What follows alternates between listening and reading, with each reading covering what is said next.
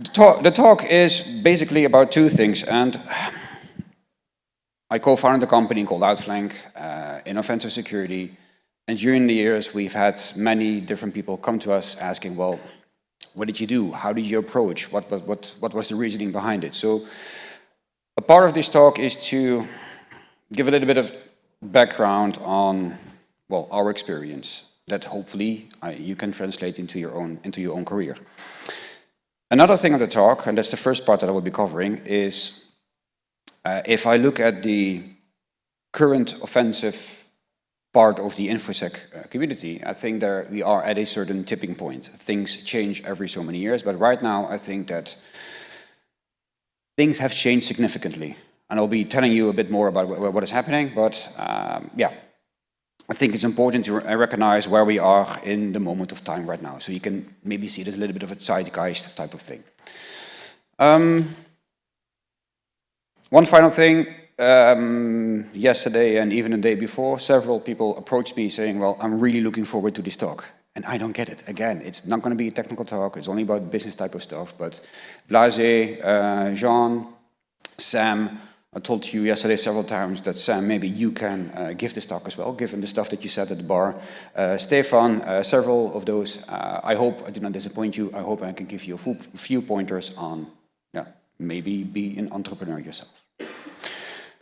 Because this talk will be a lot about my experience, I want to give you a little bit of background about myself. My name is Marc Smeets. You can find me on Twitter on Marc/IP. I've been exploring the borders of internet and security since hobby-wise, like late 90s. Professionally, I started back in 2006 as a pen tester back at KPMG. I've got a background in network engineering, which is still pretty awesome, but I decided that security is actually a bit more fun than network engineering. What's relevant here is that I've been an employee for several years back at KPMG, great firm. I do not get the hate of people hating on big four firms because they are actually really great firms where you can learn a lot. But I've been there for several years. I went freelancing for several years. Then I co-founded a company, so I've been an entrepreneur or a founder. And as you may know or may not know, the company Outflank has been sold. We sold our stock to Fortra, formerly known as Help Systems, and that is back in September 2022. There's good reasons why we did that. And I will be talking about that as well, but my experience also includes going from a founder, having all the freedom, and now back into a bigger corporation, and actually in a very positive way. The company Outflank itself, we founded back in 2016. We specialize in red teaming, and during the years we have pivoted from only doing consulting, red teaming type of things, to actually having a software product. The previous speaker on the screen showed a few remarks. Stage 1 is one of our products, which is part of our Outflank security toolkit. It's a software toolkit, nowadays 32 tools, which support other red team operators. It started as our own private arsenal of hacking tools. Nowadays it's a big tool set, and it supports other red teamers. Now, that is the main thing that we do right nowadays. We still do a lot of red teams engagements beside that to keep our flying hours in that sense, but yeah, that's what we do. You might know our blog, you might know our GitHub projects. We've got a few over there, but that is a little bit the background of Outflank. So, every person has its biases. So do I. Let me tell you a little bit. So, we are doing red teaming. We are doing red teaming on mature clients. And the world of mature clients might be a little bit different, but it's where my perspective actually comes from. So I am aware that there is many smaller firms out there not having a blue team, not having a SOC, not having the capability of defending basic ransomware attacks. But the view that I have is of a mature, experienced red teamer on those environments. It translates, I think, into the other areas, but please take that in mind. There's a lovely windmill over here. Also look at the colors, it's red and blue. The reason that I put this in here is that there is this public debate going on within the infosec scene, OST, not the Outflank security tooling, but the open source security tooling, or the dumping of offensive tools. I'm Dutch. I'm from the Netherlands.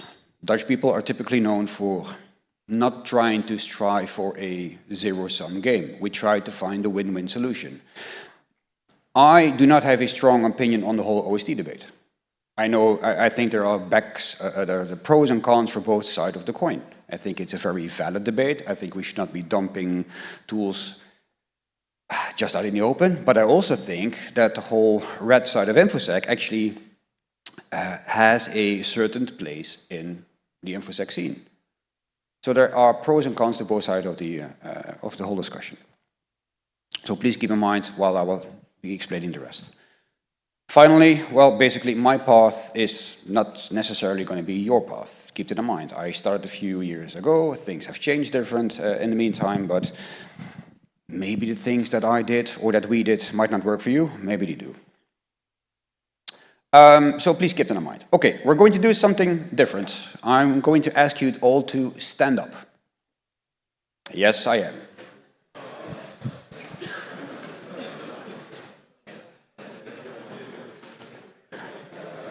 Thank you. Awesome. Wow. First of all, it's good for the energy for you. And the other thing is that you had 2 days of technical talks, right? Cool stuff. You learn a few things. The majority of information security conferences, pretty cool content. You go home, you do nothing. Right? Or are you the type of people that start hammering down all the projects? Okay, cool. I would like you to walk away from this conference with just one idea. You will be picking one idea. Could be something that you have seen in the last 2 days. Could be something that has been on your to-do list to research sometime, which is still there. But I want you to pick one idea to say, well, it would be pretty awesome if I can finish this project, or if I actually make this tool, or if I add this pull request to this public repository. I want you to think of one thing that you will be doing over the next few weeks. And I want you to think further ahead. So let's say you've got this idea that you want to have a specific malware loading technique that you actually want to be crunching out. Cool, pick that idea, but think one step further. How can you make money doing that? Let's say you got on your to-do list that you want to do, you feel that you're a bit on the backside on the Azure training, on the Azure knowledge, so you actually want to do that specific Azure training that is out there. Next step would be for you to maybe make the most awesome publicly available Azure hacking cheat sheet. Maybe you want to go freelancing. One step further is, why are you not building a company? Now, have you got an idea? Something personally for you? Yeah? I hear no screams, I hear no yes, no? Yeah, yes, thank you. Thank you. If you've got an idea, please sit down. I will not be asking you to remain standing all the time. If you've got an idea, if you don't have an idea, you need to remain standing.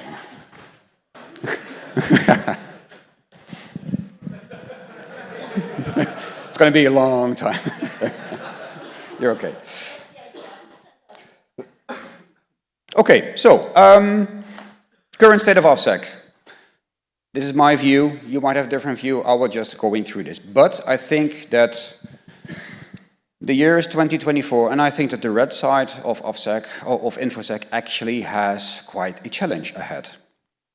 There's two main things that have been happening over the last 1 or 2 years. One is what I like to name no more possibility for git clone YOLO to the A. And what I mean with this is that if you look at the whole red teaming approach, things have become a lot more difficult over the last few years. 3 years ago, 4 years ago, you can just take any public GitHub project, use that in your red team ops, and actually go pretty straight, quickly to domain admin. It's no longer anymore the case right now. Why? Well, EDRs, for example.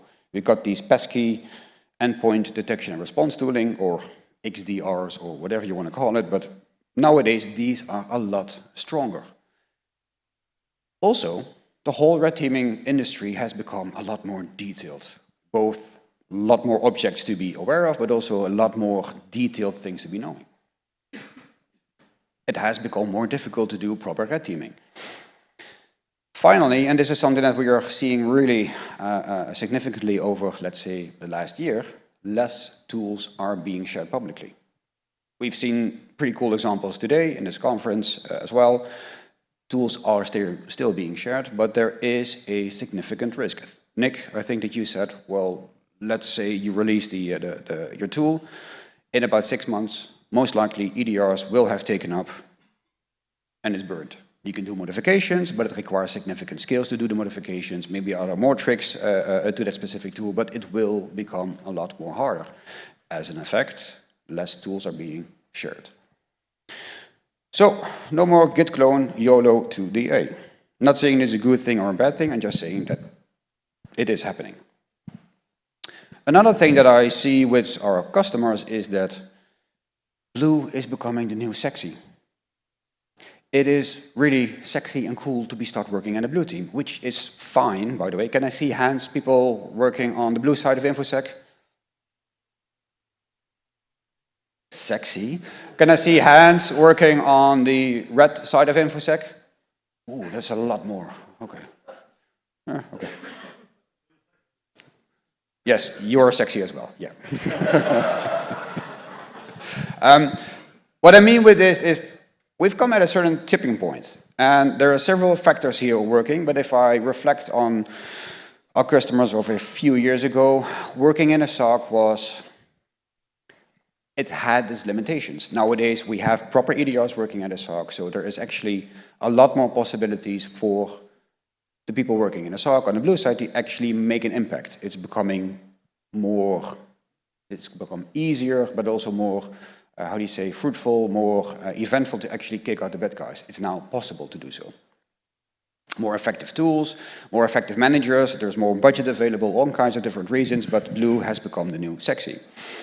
Another thing, typically if you look at how red teams operate or pen testers operate, you got shorter projects. So you got really quick feedback learning cycles. You learn by every time doing new things. Smaller incremental steps, but you will get better. And we have seen this happening now at the blue teams as well, is where they are more familiar with doing programming themselves. They got better tools. There's all this Jupyter Notebook type of stuff. There's all kinds of tools available for them, and they are increasing the pace, and they are learning as they iterate. Having that said, I think there are two major results right now if you look at the industry.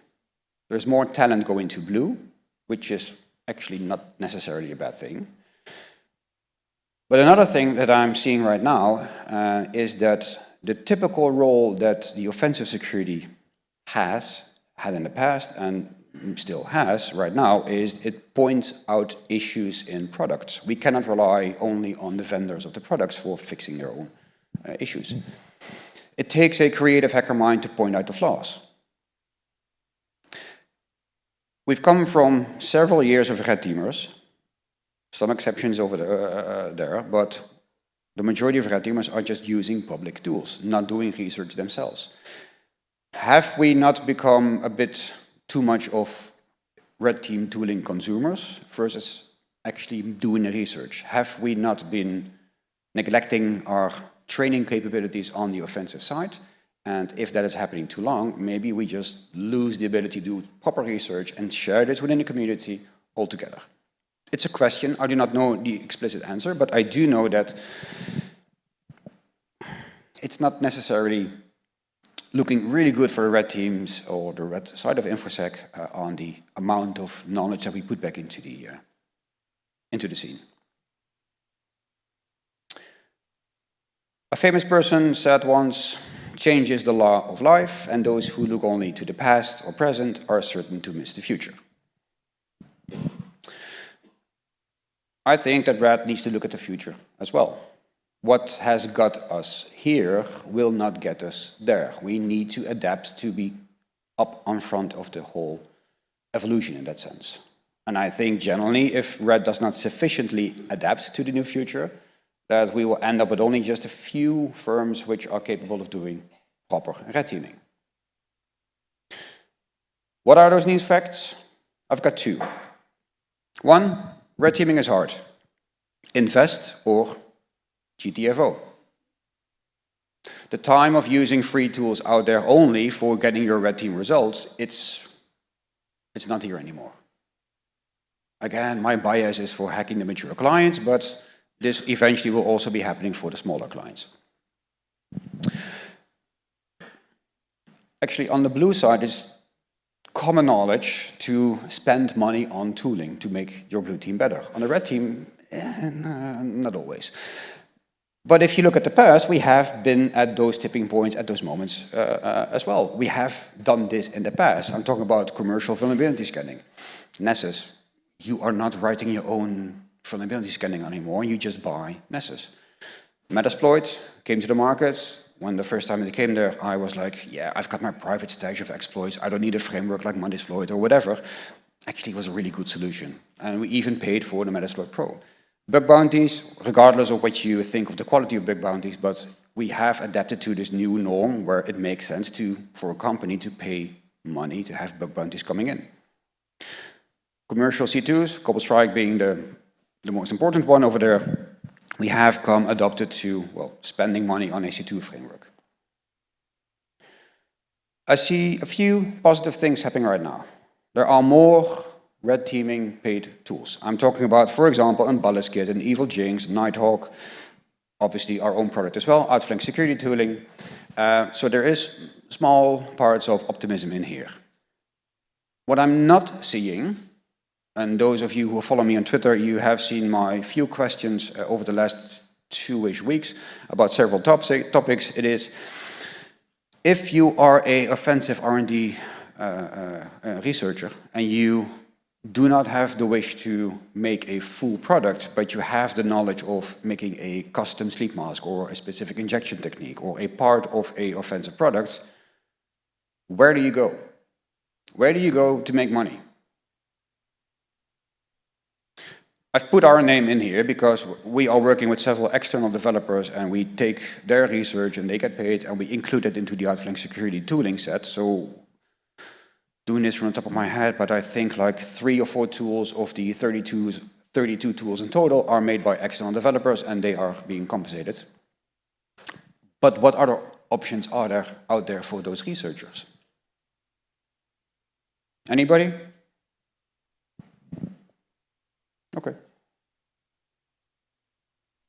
Second thing, new fact, and we as Red need to find a solution for this, basically boils down to the whole OST debate. We struggle with how we do public sharing of offensive knowledge. Now, if we look at the future, look at the past, this was different. Can I see hands of anybody who know what Saint was? Obviously, yeah. Saint was a late 90s vulnerability scanner. Way before Nessus, it was also the start of a huge debate. Why would you be releasing a vulnerability scanner that points out issues in systems, just free, out in the open, sparked a significant debate. Mimikatz, released in 2010, 2011, something like that, sparked a huge debate on should you be releasing such stuff. Well, it pushed the industry forward. But if you look at the current OST debate, mainly because we have all kinds of APT groups and ransomware operators using public tools immediately, and we've had this experience as well. Some of our public tools we know have been used in public hacking campaigns. Things have changed, and we, as RAD, have not really solved this issue yet. Correct? Few positive changes. I see smaller trusted circles where things are being shared. So the knowledge is still being shared, but now not wide on the open, but in smaller circles. And the other thing is that we see more blogs coming out with explicit moments where there is a reflection on how you should be defending against this, or the proof of concept code is on purpose limited, so not immediately being abused by ransomware groups. Small positive things.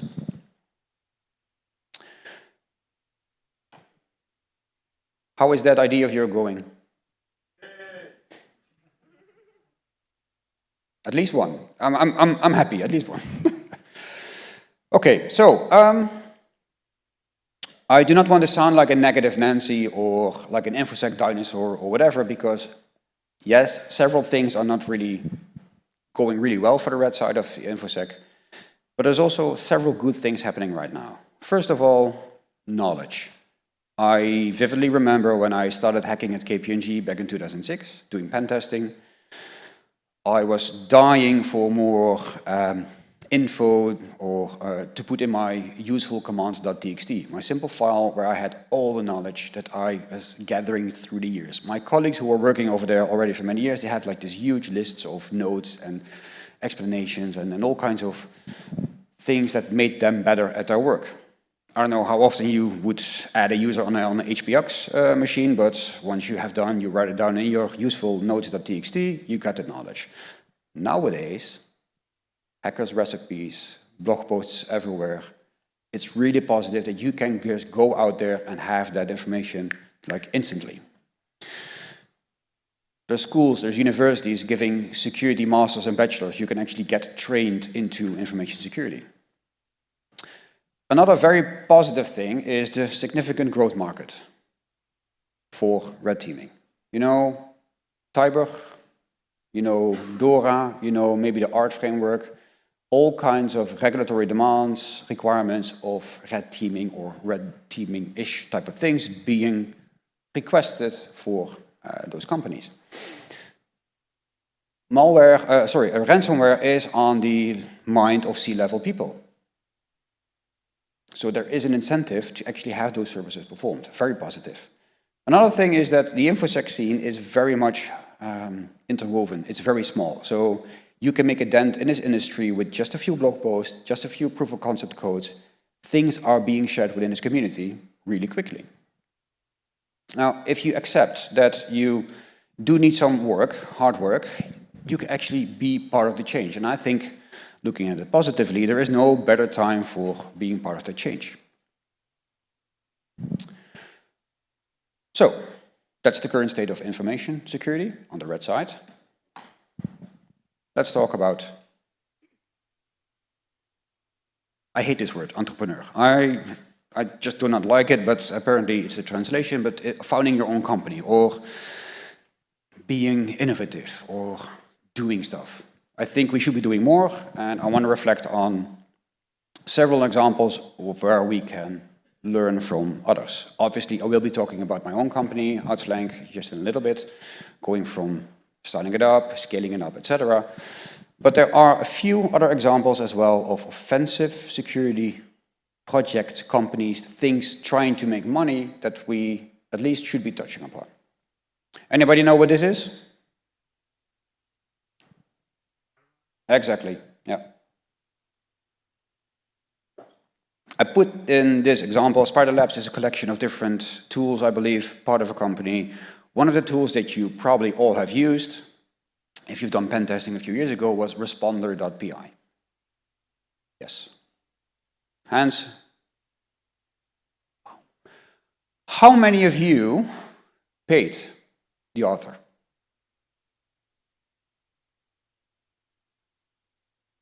Five-ish. How many have used it?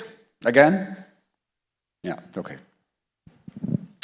So, Laurent Graffi, I hope I pronounced the name correctly, one person making an awesome tool for doing all kinds of local network relaying type of attacks.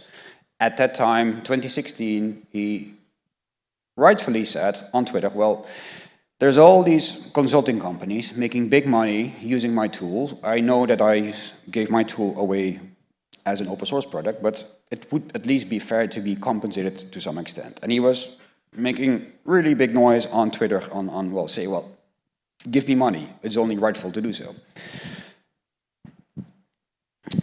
I saw some hands. I also paid him. I was freelancing still at the time, and I gave him a few Bitcoin. I tried to look it up how much I gave him. I gave up because I did not want to know, actually. I also do not want to know what the current rate of Bitcoin is, so shut it, please. I gave him a few Bitcoin. All I hope is that he kept it and was having a big blast with this. But there was a big issue in this, because if you ask companies to compensate you for your tool, most often those are bigger companies. Bigger companies have procurement departments. Procurement departments want to see evidence or purchase orders for when there's money leaving the company. Otherwise, no money. Open source tool developer saying on Twitter, I need money, or give me money, compensate me. No procurement, purchase order possibility, so there is no money coming in. For Shadow Industries, I put this here as an example because I really love this model. I think it's a very good combination of making open source tooling, compensating the author. You give him sort of a Patreon type of setup. You give him a little bit of money, and then you will get the newest additions to the tools for the next 6 or 12 months first, before these features also go back into the mainstream open source variant. I like this model. Sad to see that it actually stopped working. Shadow Industries is terminated. There is still GitHub sponsors, a possibility, but it is the same issue as it was with responder.pi. Big companies want to have purchase orders. If you do not have that, all you end up with is just money that is payable with a credit card. And now we're talking about lower amounts of money. And if that is okay for you as an open source developer, that is perfectly fine, but it's pretty hard to manage an open source project. I can tell you for myself, from my own experience, it takes a lot of time. And if you want to have some compensation, then, I don't know, 100 euros a month is not really the type of compensation that you're looking for. Other example that I'm putting in here, where we can learn from others, is obviously Cobalt Strike. And there are probably people here in the room that know Raphael better than I do, but during the so many years up until him selling the company, I spoke to him several times. And all we could do is pay great respect for the tool that he made. Awesome tool, but also educating parts of the industry with his video series. But if you reflect on how he single-handedly made a tool of this magnitude and educated the entire industry, single man, it's not doable anymore right now. Is it? Well, unless you want to have 5 years without any single day of holiday, but I think the majority of people would require some extra help for doing client vetting, for product security, for making the tool really doing heavy R&D. It is a lot of work. So Raphael eventually made the choice of selling his company. Right now, it's not possible anymore. You need to have a bigger team, I would say, to make a tool of that magnitude. Those are other examples. I can tell you the most about what we did with Outflank, and then we need to go back to 2016. We started with 4 people, and I know the other 3 people from my time at KPMG. Some of them went freelancing, me included, and then we came together, actually founded a company. But look back at 2016. Our goal was to make a red teaming company and have a little bit of fun. Well, both we achieved that, especially the fun part as well. But at 2016, in Europe, the market was not ready for true red teaming. So we did a lot of pen testing as well. And we tried to educate the market. And we just wanted to build this company. And well, we had to wait a few years before red teaming was a really big thing. Back then, it was an easy choice for us to just license Cobalt Strike. If you have to develop your own C2 framework, which is stable, is manageable, etc., it takes a lot of time. So we decided to buy Cobalt Strike and have time left for putting on quality and everything. Now, back in 2016, I know that the first red teaming engagement that we did, I think we sold it to the customer, it was a bank, and 60,000, 70,000 euro for a multi-month red team engagement. Which the daily rate or the hourly rate at the time was about 150 euros an hour. We did the project quality in everything, quality from building the tools, building the infrastructure, building the documents, the reporting, PowerPoint presentation setups with the weekly calls with the white team. Anybody want to guess, when we calculated all the time that we put into this, anybody want to guess how much, what the rate was actually that we got per hour? We aimed for 150. How much did we actually make? Spot on, 21 euros, yes. Quality in everything, and it really pays out, because so many years later you can still use the same type of templates, but it's so much work in the beginning. That's the thing that we really learned at the beginning. It's so much work. It's fun, but a lot of work. We had no name in the industry whatsoever. Outflank was not existing. Well, you start a new company. We did spend a long time on actually making a proper good name, but we as persons neither had any name for ourselves as well, so it was a brand new company. How do you make a dent? How do you do that? So we spent a lot of time on the name, the organizational setup, the logo, etc., and we spent time on actually being awesome for our customers. So we had no time for making a website. And this is where this just YOLO type of red hoodie thing came in along, because all we did was took a stock photo of a few red hoodies, put it on the website, said, well, website will be released soon. Took a few months. There's a telephone number, an email address, and apparently that stuck in the heads of people that were interested. There's a new red team in company. It looks so scary. It looks so secretly. And in the end, we just ended up with keeping the same type of red hoodie vibe. That's why I'm wearing a red hoodie right now. A lot of time was also spent on all kinds of blogs and research. Oh, by the way, let me put it this way. I did the official academic research Twitter poll asking what is the true color of a hacker's hoodie. Apparently it's not red, but yeah, it is what it is. We spent time on blogs, research, presentation, just, first of all, because it's fun. Secondly, not being part of KPMG anymore, where it was not really encouraged to go outside and go speak and point out flaws in different tools. We were finally doing this, having a blast. I'm adding 3 names of tools in here that I personally created, but the Outflank team did more in total. The first one is Invoke AD Lab Deployer. It was a tool, PowerShell-based, to deploy a Active Directory connected lab with all kinds of systems. It would take a basic Windows image, spool, set it up, do the network connections, install Office, etc., etc. I spent months on this and it sucked monkey balls. Nobody was using it. Why? Automation Lab came along, did it way better. And there were all kinds of, quickly after that, there were other tools to actually do automated deployment of infrastructures way better. Months on this. I learned a ton, but on impact, nothing. The other example is what I call NetSH Helper Beacon. It was a small project. I spent about 1 hour on this. It was a proof of concept. How can you make a Cobalt Strike beacon working in specific DLL setup so you can put it into a Windows as a persistency mechanism with the NetShell as a helper DLL.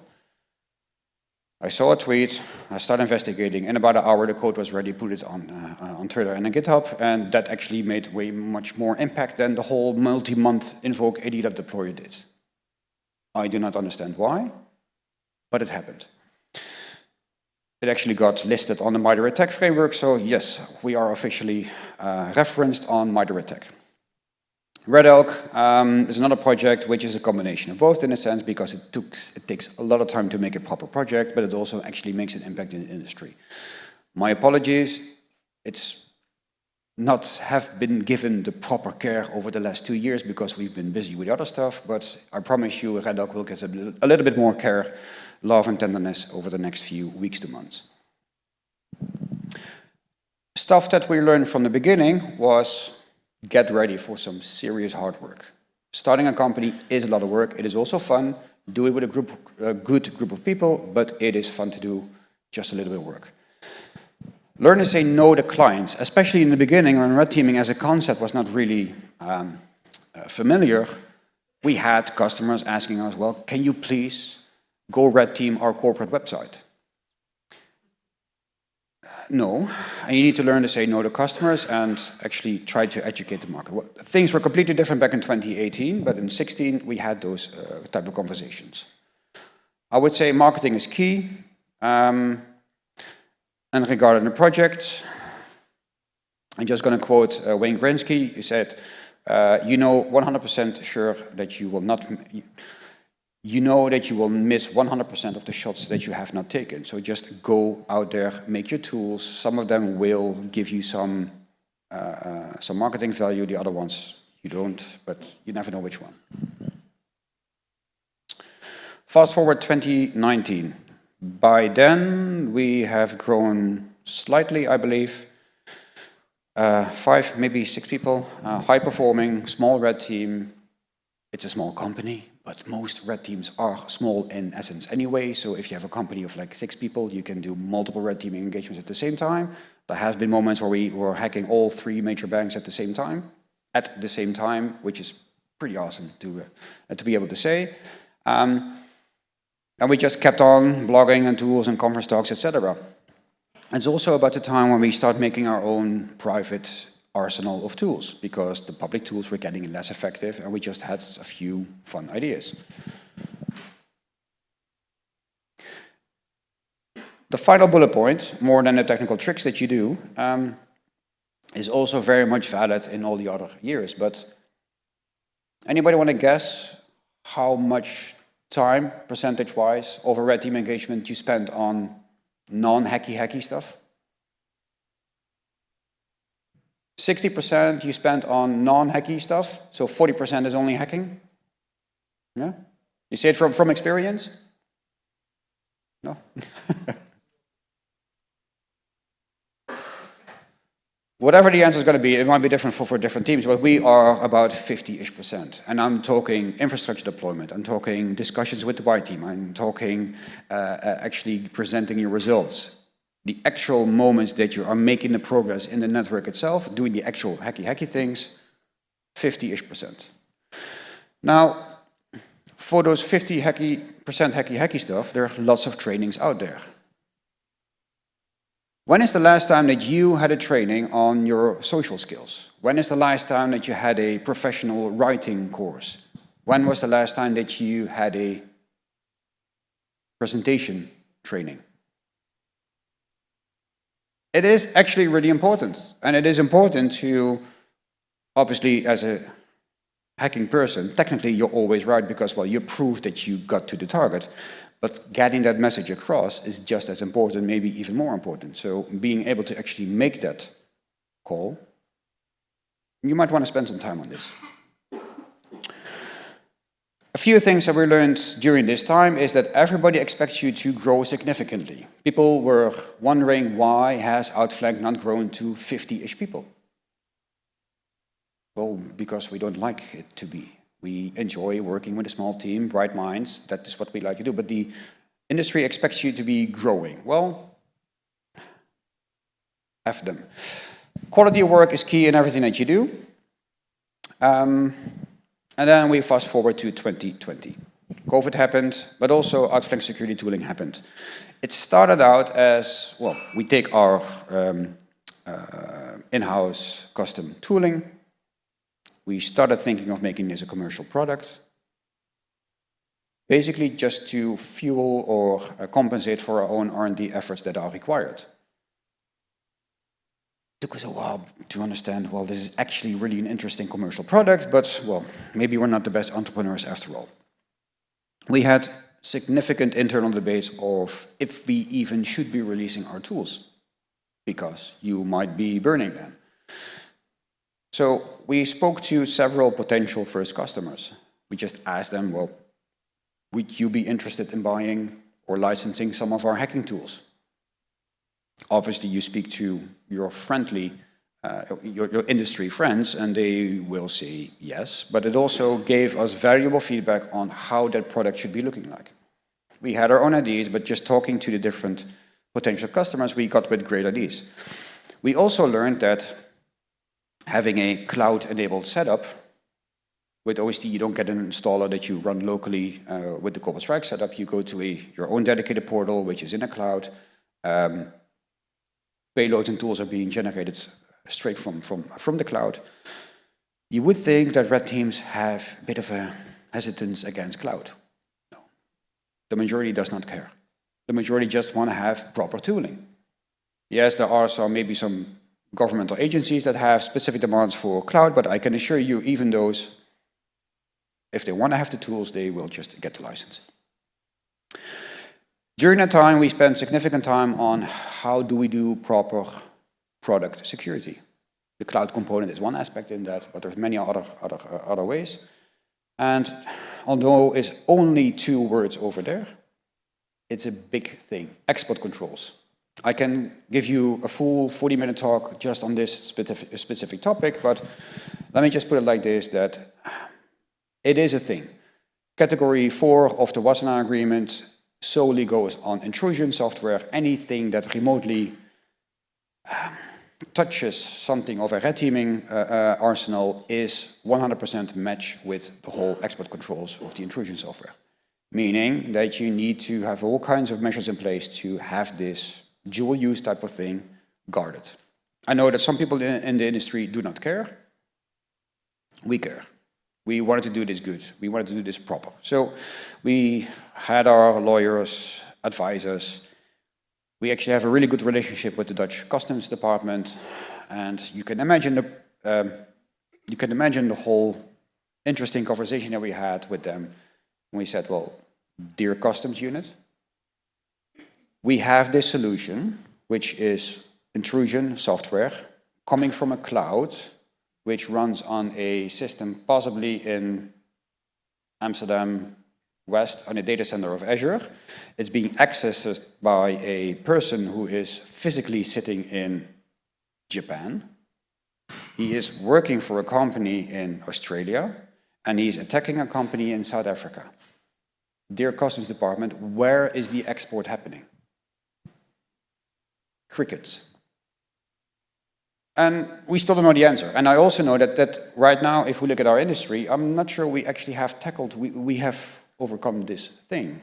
Putting your offensive code just straight on GitHub, labeling it open source, does not allow you exempt from export controls.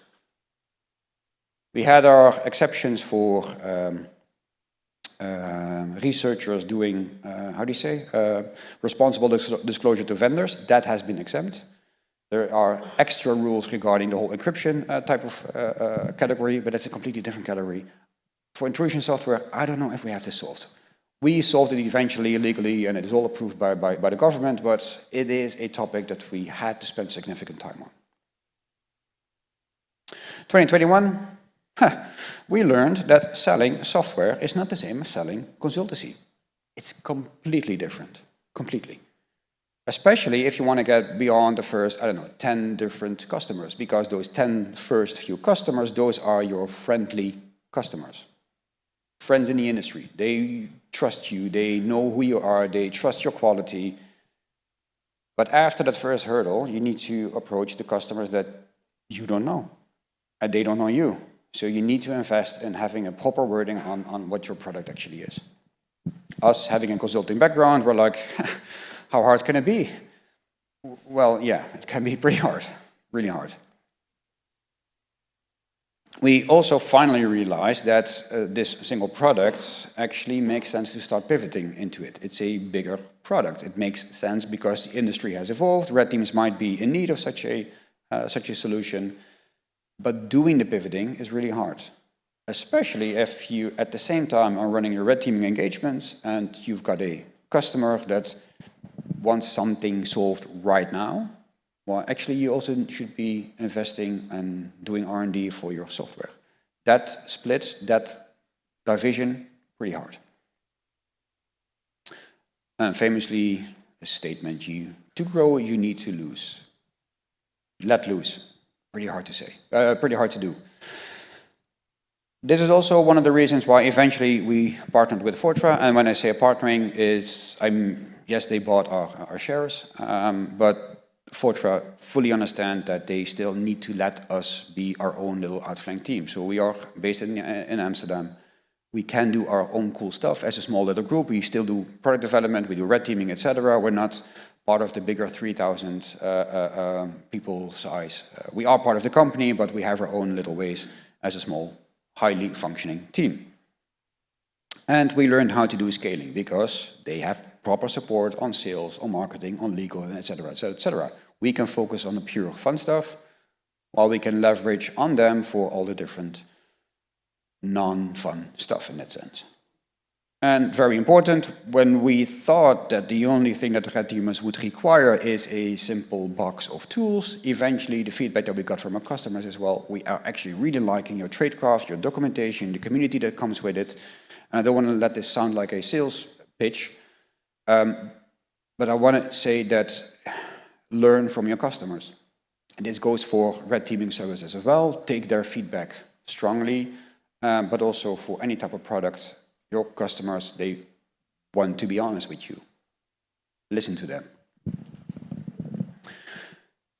Don't be afraid to change your product.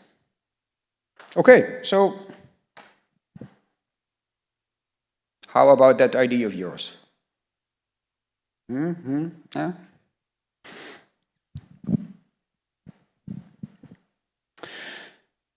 I've talked about how our things are happening in the offensive industry right now, where there is a possibility. I talked about maybe sort of a how-to on how to start your own company.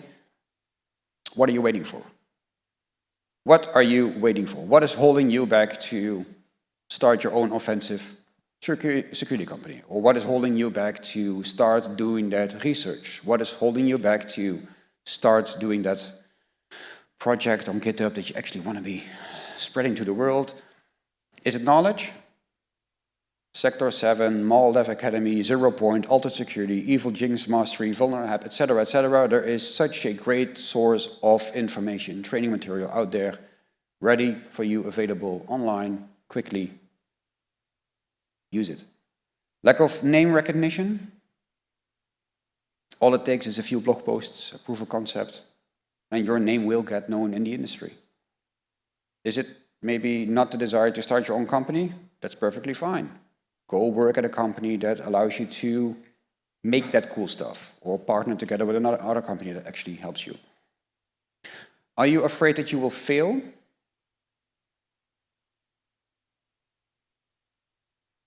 The global infosec market right now is 170 billion US dollar in 2023. By 2030, it will be 400 billion US dollars. I'm pretty sure that if your project fails, you will find a job in information security. Okay, with that having said, thank you for listening to my ramblings. I hope that that idea sticks in your head, and I hope that you can be successful with this. I thank you.